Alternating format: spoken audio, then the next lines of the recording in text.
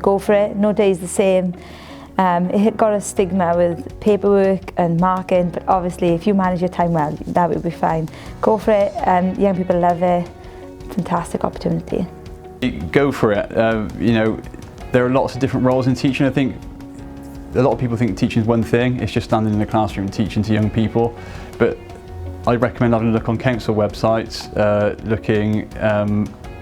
speaking to careers advisors, because there are so many different forms of teaching and interacting with kids. To go out there and be responsible for other children scared me, if anything, but you know, within your first week of doing your teachers training, you know, I think you see that children actually are lovely, lovely people, and you can have so much fun with them. They keep you young, you know, they keep you cool, and yeah, no, it's a great profession. I'd advise anyone to do it.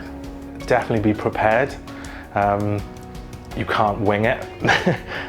It's something that lots of people here take really seriously, and which sounds scary, but the more prepared you are, the more you get out of the children.